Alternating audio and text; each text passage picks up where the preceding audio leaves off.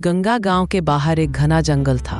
उस जंगल के बारे में सभी कहते थे कि वहां रात के समय कुछ अजीब घटनाएं होती हैं। गांव के लोग वर्षों से कहानी सुनाते थे कि इस जंगल में बिना पैर की चुड़ैल भटकती है।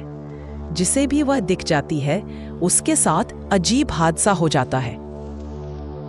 अरे राजू, ये सब तो लोगों की बनाई हुई कहानियां हैं। मुझे नहीं लगता कि किसी सच में चुड़ैल है। संजय, मुझे तो बचपन से डर लगता है इस जंगल से। तुमने बूढ़ी अम्मा की कहानी नहीं सुनी क्या?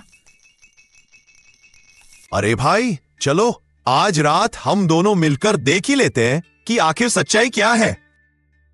रात घिर आई थी। संजय और राजू दोनों टॉर्च लेकर जंगल में चले गए। दोनों के मन में डर और उत्सुकता का मिश्रण था। संजय, कहीं सच में चुड़ैल दिख गई तो क्या करोगे? हम डरेंगे नहीं। अगर कुछ भी दिखा तो उसे कैमरे में कैद कर लेंगे।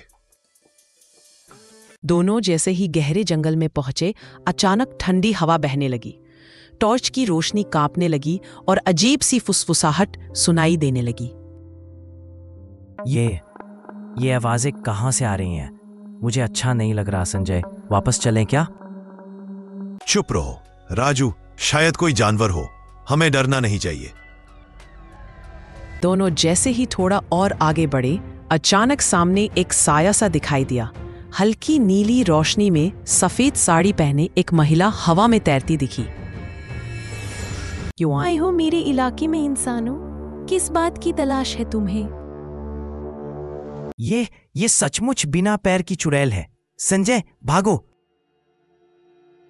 नहीं, रुको राजू, हमें जवाब चाहिए। तुम कौन हो और यहां क्यों भटकती हो? मैं इस जंगल से बदला लेने आई हूँ। वर्षों पहले गांव वालों ने मुझे बेवजह दोषी ठहराकर मारा था। अब जो भी यहाँ आता है मैं उससे सवाल करती हूँ। राजू और संजय डर के मारे कांपने लगे, लेकिन संजय ने साहस जुटाया और आगे बोला, अगर तुम्हारे साथ अन्याय हुआ है तो हम गांव जाकर सबको बताएंगे, लेकिन बदला लेना सही नहीं है। मुझे सालों से यहाँ बंधन में रहना पड़ रहा है। कोई मेरी पीड़ा नहीं समझता, कोई मेरी बात नहीं सुनता। हमें बताओ तुम्हारे साथ क्या हुआ था, हम सबको सच बताएंगे। चुड़ैल ने पहली बार इंसानी संवेदना महसूस की। उसकी आवाज नरम पड़ गई। सस्पेंस यही था, चुड़ैल बुरी नहीं थी, वह पीड़ित थी। गांव के जमींदार ने जबरदस्ती मुझे इस जंगल में मार डाला और मेरा दोष मुझ पर ही लगा दिया। मेरी आत्मा तभी से भटक रही है। राजू और संजय को महसूस हुआ कि चुड़ैल को न्याय चाहिए, डर नहीं। वे उसे सहायता देने का वचन देते हैं।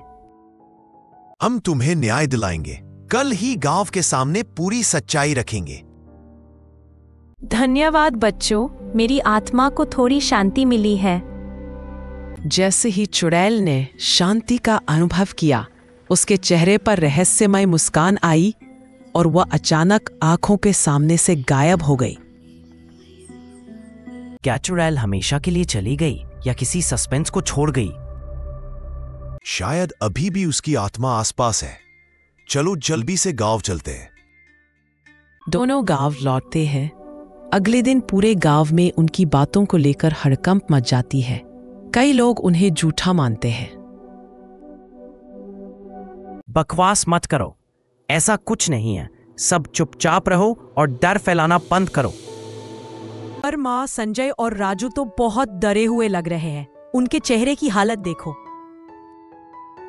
गांव के बुजुर्गों की पंचायत बुलाई गई। यह सच्चाई था या डर? लोग उलझन में पड़ गए। हम सच बोल रहे हैं। अगर किसी को यकीन नहीं है तो जंगल में चलकर देख लो। मैंने भी वर्षों पहले उस आत्मा की छांव देखी थी। बच्चों ने जो कहा मैंने भी महसूस किया है। सबका ध्यान बूढ़ी अम्मा की ओर गया। अब गांव के लोग सच्चाई को मानने लगे थे। अब कम से कम लोग हमारी बात तो सुन रहे हैं। ध्यान रखना, अन्याय की आग में कभी कोई भटकता आत्मा चैन नहीं पाती। सच्चाई की जीत होनी चाहिए। उस दिन के बाद गांव वालों ने जंगल में पूजा रखवाई और जमींदार के गुनाह का राज भी खुल गया। एक पड़ोसी ने सच उगल दिया कि जमींदार ही दोषी था। काश हमने पहले ही उसका साथ दिया होता। अब बहुत देर हो चुकी है। चलो, कम से कम अब उस आत्मा को शांति मिल गई। धीरे धीरे जंगल में अजीब घटनाएं बंद हो गईं और गांव में फिर से शांति छा गई। आखिरकार सच की जीत हुई।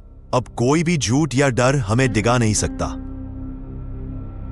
यही वह कहानी थी बिना पैर की चुड़ैल की, जिसमें सच्चाई और न्याय के दो बड़े सस्पेंस छुपे थे।